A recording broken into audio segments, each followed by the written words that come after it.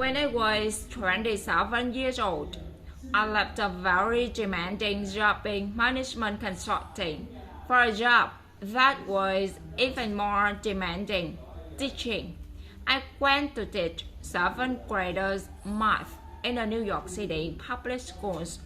And like any teacher, I made quizzes and tests. I gave out homework assignments.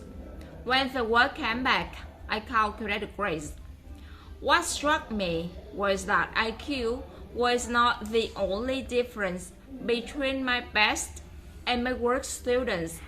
Some of my strongest performers did not have stratospheric IQ scores. Some of my smarter kids weren't doing so well. And that got me thinking. The kinds of things you need to learn in 7th grade math. Sure, they hard. Ratios, decimals, the area of a parallelogram.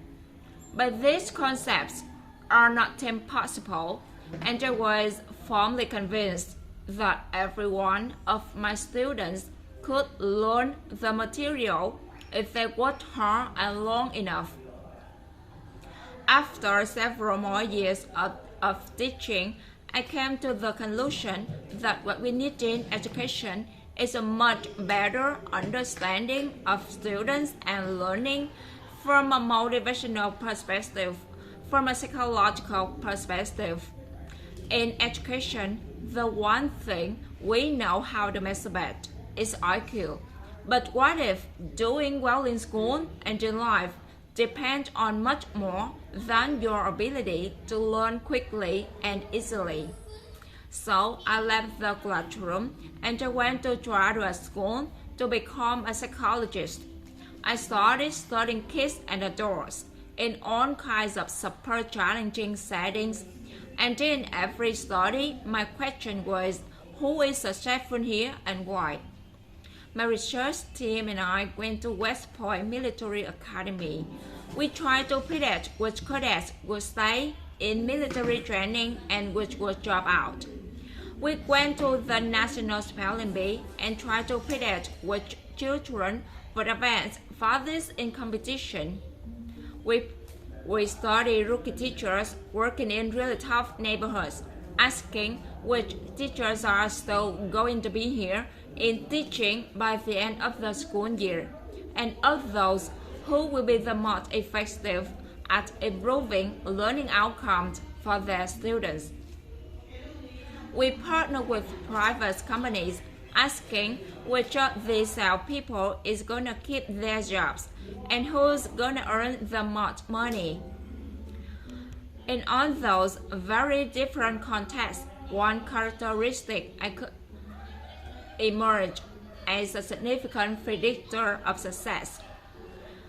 It was not social intelligence. It wasn't social intelligence. It wasn't good looks, physical health, and it wasn't IQ. It was grit.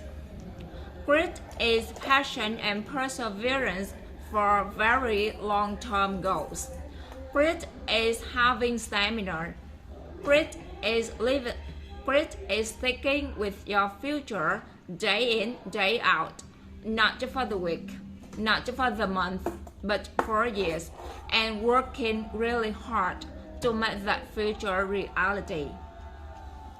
Grit is living life like it's a marathon, not a sprint. A few years ago, I started studying grit in the Chicago public schools. I asked thousands of high school juniors and took grit questionnaires, and then waited around more than a year to see who would graduate. Turns out that grittier kids were significantly more likely to graduate. Even when I marked them on every characteristic I could measure, things like family income, standardized achievement test scores, even how safe kids felt when they were at school. So it's not just at West Point or the National Spelling Bee that grit matters.